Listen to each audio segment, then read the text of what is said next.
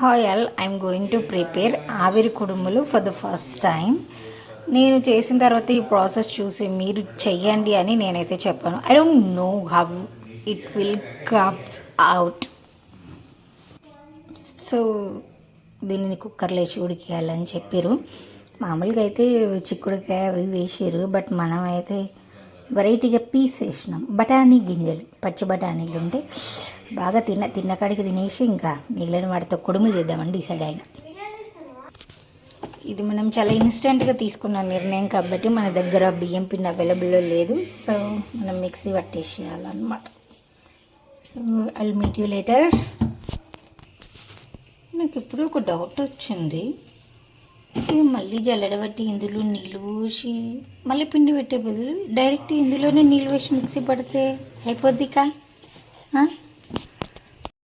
ఎవరురా నువ్వు ఇంత టాలెంటెడ్?